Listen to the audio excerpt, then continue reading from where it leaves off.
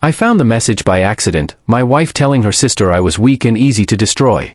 While she slept upstairs, I read every plan to ruin my career and take everything I owned. I didn't confront her. I prepared. When she finally spoke under oath, the truth played back, and the courtroom froze. Before I tell you my complete story, please like this video and subscribe. Your support helps bring more real-life stories to life, and comment where you are watching from so I can know how far the story travels. The message came through at 11:47 p.m. on a Tuesday, lighting up my phone in the dark like it was never meant to be seen. He deserves to lose everything. It wasn't sent to me. It was about me. My name is Aaron Cole. I'm 39 years old, and I've spent the last 13 years working as a school counselor at Ridgeway Middle School in Brookhaven, Ohio. I help kids who come from broken homes learn how to breathe through panic, how to survive chaos, how to trust again. That night, sitting alone in my home office, I realized I was about to need every lesson I'd ever taught. The message appeared because my wife, Mara, forgot one small thing: we still shared a cloud account. Something I'd set up years ago for convenience, back when trust didn't feel like a liability. She was texting her sister, and every word synced directly to my phone. "The judge will believe anything I say," she wrote next. "He's too calm. That's what makes it believable." Upstairs, Mara was either asleep or pretending to be. These days, I couldn't tell the difference. The house was quiet, familiar, the same house I'd paid the mortgage on for 7 years, the same walls I'd painted myself, the same pipes I'd fixed at midnight when something broke and she didn't want to deal with it. Before I tell you how this unfolded, do me a small favor. Subscribe to the channel and leave a comment telling me where you're watching from. Stories like this only travel when real people help carry them. I sat there for a long time, staring at the screen, scrolling upward. The messages didn't stop. They went back weeks: plans, strategies, rehearsals. Conversations about divorce attorneys, asset division, and how easy it would be to paint me as controlling, emotionally unsafe, even frightening. "He never yells," Mara had typed. "That's perfect. I'll say his silence scares me." My hands didn't shake. My heart didn't race. Something colder replaced all of that. Clarity. I locked the phone and went upstairs. Slid into bed beside her. She was turned away from me, breathing slow and even. I stared at the ceiling until morning light crept through the blinds. When she woke up, I made coffee like I always did. Kissed her cheek. Told her to have a good day. She smiled and grabbed her phone, already scrolling before she reached the door. She didn't know anything had changed. We met 9 years earlier at a professional conference in Dayton. She worked marketing for a consulting firm, sharp, ambitious, magnetic. We talked until the hotel staff shut the bar down. She made me feel like I was more than the quiet guy who listened instead of performed. We married 2 years later. Small ceremony. Family and close friends. I thought I'd built something solid. The first few years were good. I supported her promotions. Took on extra responsibilities at home so she could chase her goals. Renovated our kitchen myself to save money.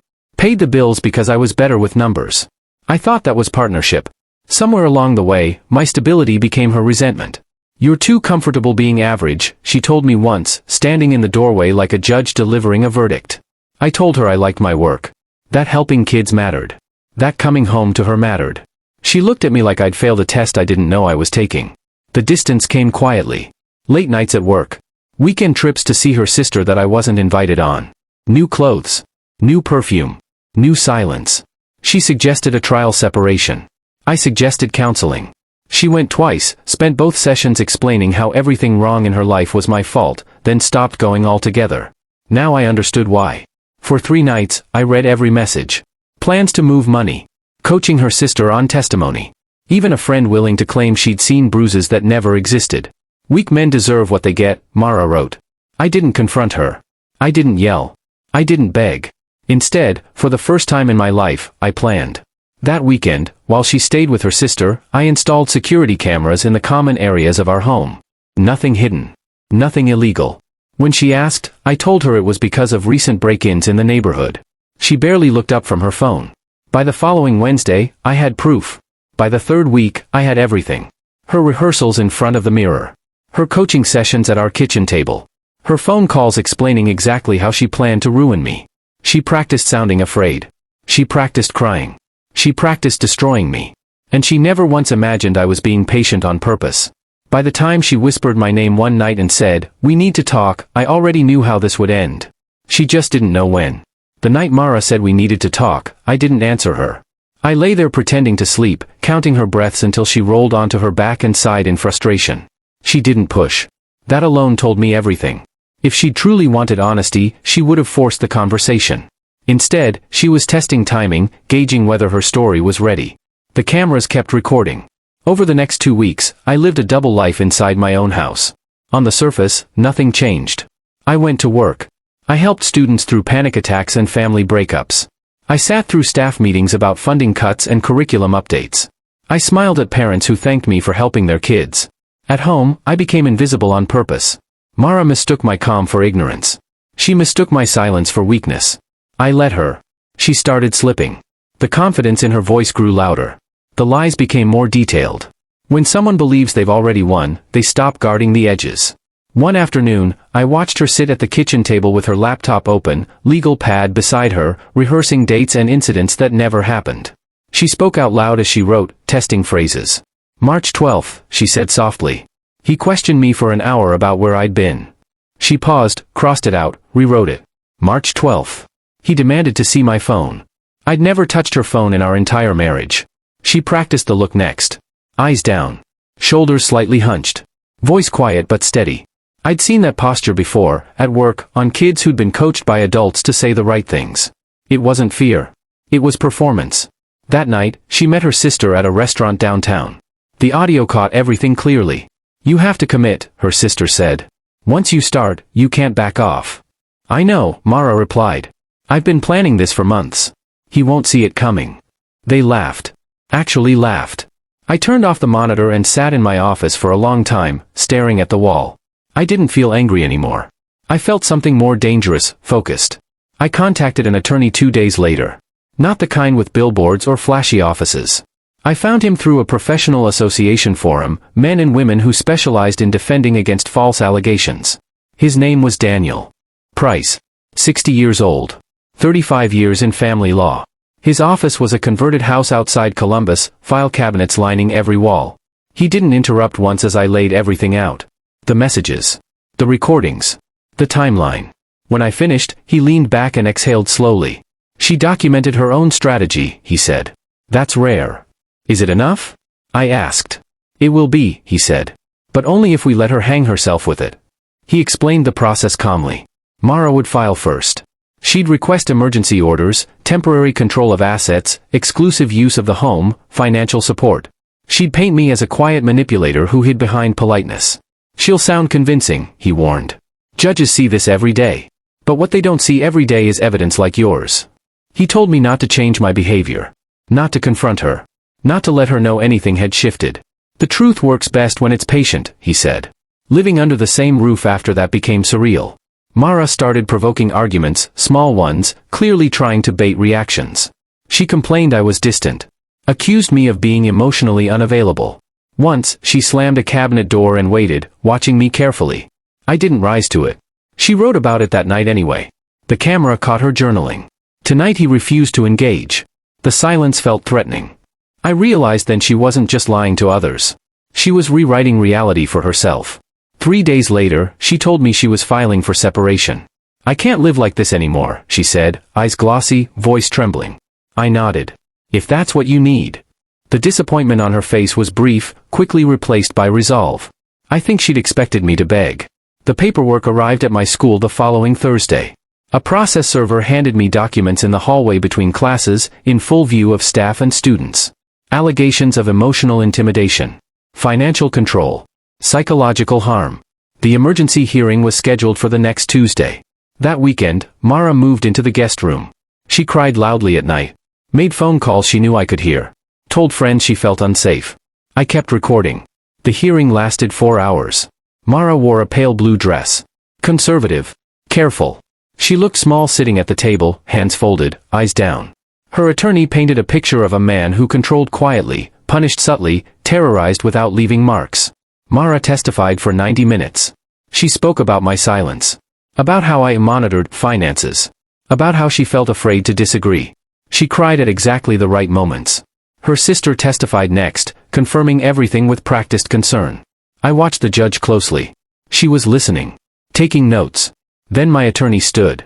Your Honor, he said calmly, we would like to submit evidence that directly contradicts the testimony you've just heard. The first video played. Mara, standing in front of our living room mirror, rehearsing the exact words she'd just said under oath. The courtroom went still.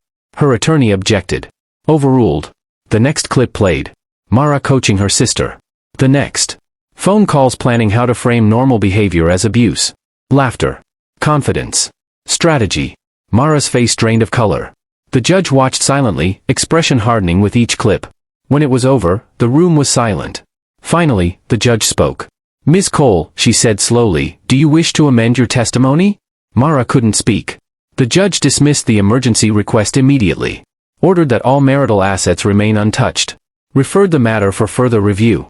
Mara walked out of the courtroom without looking at me. The divorce concluded months later.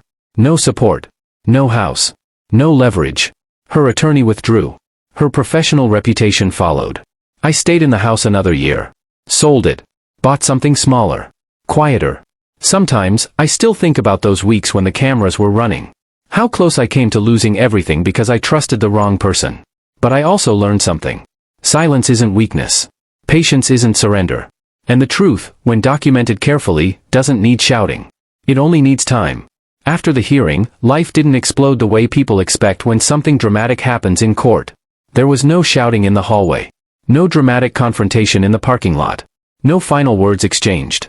Mara simply disappeared from my life the way she'd been planning to erase me from it, quietly, abruptly, and without explanation. For the first few weeks, I stayed on autopilot. I went to work. I sat with students who talked about parents lying to each other, about feeling unsafe in their own homes. I listened the way I always had, but something inside me had shifted. I wasn't naive anymore. I understood how easily truth could be twisted by someone who practiced long enough. Word traveled faster than I expected. Kansas City isn't a small town, but professional circles overlap. People talk. Attorneys talk. HR departments talk. And when a judge refers a case for potential perjury, people pay attention. Mara's attorney withdrew within 48 hours. I received a brief, professionally worded notice informing me she was no longer representing my wife due to irreconcilable differences regarding case strategy. That phrase stuck with me. Strategy had been the whole problem. Mara moved out within the week. She didn't take much: clothes, personal items, her laptop. She didn't try to speak to me. Didn't leave a note. Didn't ask for anything. It was as if she'd already emotionally checked out months earlier and was simply abandoning the set once the play failed. The divorce proceedings moved forward quietly after that. Without allegations to weaponize, without leverage, without credibility, there wasn't much left to argue about. The house stayed mine. The account stayed untouched. She walked away with what she'd brought in, and nothing more. The perjury referral never turned into charges. I wasn't surprised. Courts move slowly, and prosecutors pick their battles. The threat alone was enough. Enough to follow her. She tried to rebuild her career. I found that out later, not because I went looking, but because people talk. She applied for several marketing roles. Made it through initial interviews. Then stalled. Background checks. Reference calls. Quiet rejections. No one said why. No one had to. People remember courtrooms. She ended up taking contract work under a different name for a while. Short-term projects. No long-term trust. Eventually, even that dried up. I ran into her sister once at the grocery store. She froze when she saw me. Tried to pretend she hadn't. I nodded politely and kept walking. Whatever anger I might have felt toward her had evaporated. She'd been an accomplice, yes, but she hadn't been the architect. Mara had. For months, I woke up every morning expecting to feel relief. Closure. Satisfaction. What I felt instead was exhaustion. Not physical, emotional. The kind that comes from realizing you'd been living inside someone else's story without knowing it. That your role had never been partner, only prop. I sold the house the following spring. Too many rehearsals had happened there. Too many lies had echoed off those walls. I bought a smaller place closer to work, with a workshop in the garage. I started building furniture in the evenings. Measured. Sanded. Worked with materials that responded honestly to effort. Wood doesn't pretend. At school, the kids noticed the difference before the adults did. I was calmer. More grounded. Less eager to fix everything. I listened more. I let silence sit when it needed to. One afternoon, a student asked me how you know when someone is lying to you. I didn't answer right away. Sometimes, I said carefully, you don't know at first. Sometimes you only know later, when you stop ignoring the small things you felt but couldn't explain. She nodded like that made sense. A year passed. I hadn't spoken to Mara once. She hadn't tried. I suspected she knew any attempt would end badly for her. Silence was the safest option for both of us. 2 years after the divorce, I saw her again. It was a weekday afternoon at a downtown grocery store. She stood in the frozen aisle, staring at the doors like she was waiting for something to appear. She looked older. Not dramatically, but enough that I could see life had been heavier than she expected. Our eyes met. For a second, neither of us moved. Then she nodded. Small. Controlled. I nodded back. No words. None were needed. I paid and walked out, feeling something settle inside me, not triumph, not bitterness. Finality. That night, sitting in my workshop, I thought about how close I'd come to losing everything because I believed calm meant safety. Because I believed love meant trust without verification. I also thought about how easily it could have gone the other way. If I'd confronted her too early. If I'd reacted emotionally. If I'd tried to argue instead of observe. Truth doesn't survive chaos. It needs structure. That realization changed how I approached everything afterward, relationships, work, even friendships. I didn't become suspicious. I became attentive. There's a difference. Last year, I started dating again. Slowly. Carefully. A third-grade teacher named Hannah. Honest to the point of bluntness. No games. No performances. We talk openly about expectations, boundaries, fears. It's not dramatic. It's real. Sometimes, late at night, I think about the version of my life Mara almost succeeded in creating, the damaged counselor, the whispered allegations, the professional exile. That life exists somewhere, parallel, unrealized. And then I think about how easily someone can underestimate quiet people. Silence isn't absence. Stillness isn't weakness. And patience isn't surrender. Some people sharpen knives. Others document.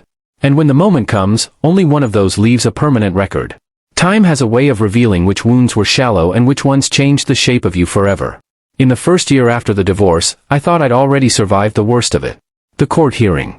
The public exposure. The quiet unraveling of a woman who'd tried to erase me. I assumed recovery was just a matter of routine, work, sleep, repeat.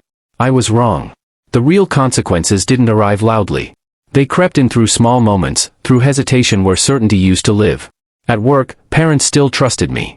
Administrators still praised my consistency. But every once in a while, someone would ask a question that lingered a second too long. How are things, now? You've been through a lot, haven't you? They didn't mean harm. But I could hear the unspoken part, we heard something. We don't know what to believe. That's the residue of accusation. Even when disproven, it leaves a shadow. I learned to live with it. Mara, meanwhile, learned something else. I heard about it through people who didn't realize how closely connected our worlds still were. Former colleagues of hers. Mutual acquaintances who assumed I'd want updates. I never asked, but information has a way of finding you when it thinks it's important. She tried to rebrand herself. New haircut. New last name. New social circle. She moved cities twice in 18 months, chasing fresh starts that never fully materialized.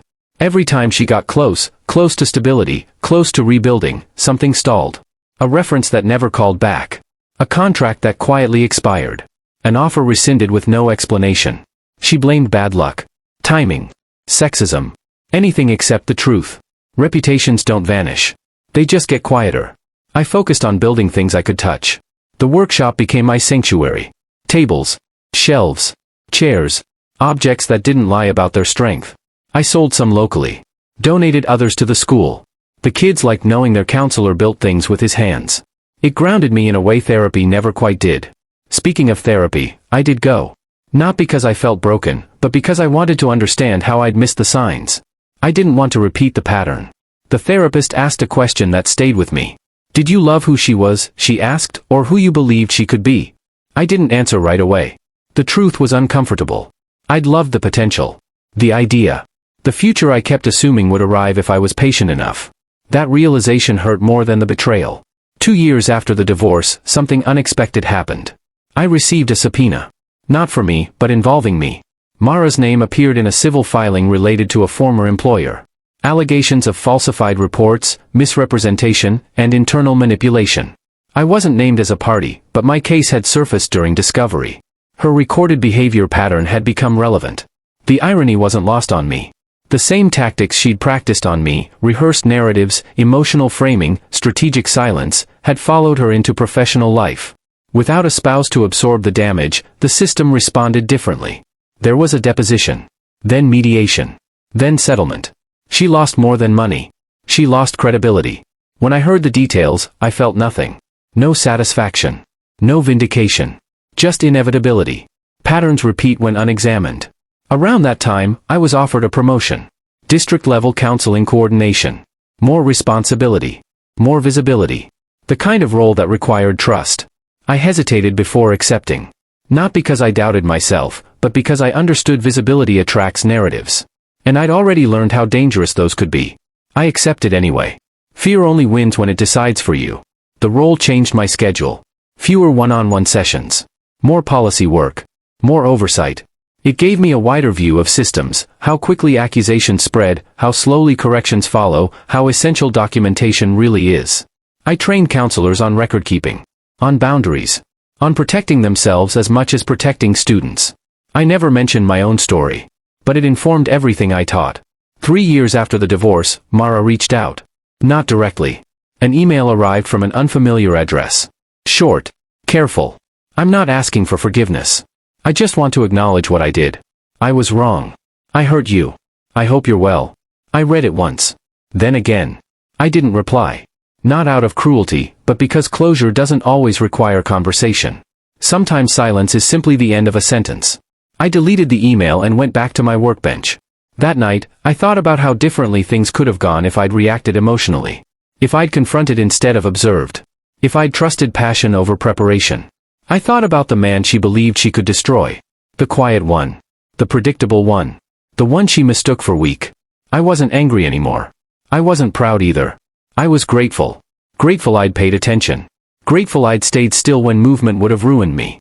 Grateful I'd learned that sometimes the strongest response is restraint. People often ask how I stayed calm through all of it. The truth is, I didn't. I just learned when calm mattered more than reaction. Hannah and I moved in together last fall. Slowly. Deliberately. We talk about everything, money, expectations, fears. We disagree openly. No rehearsals. No scripts.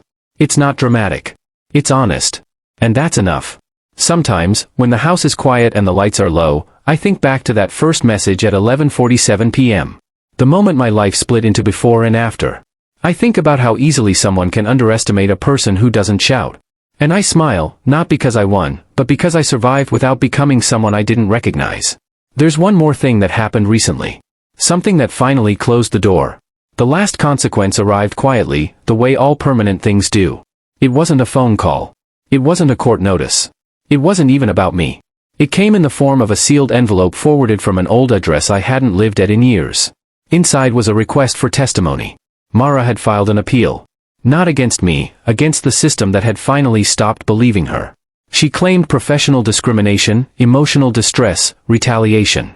The usual words. Familiar ones. She argued that her past divorce had unfairly tainted her reputation and that false narratives continued to follow her. The irony was surgical.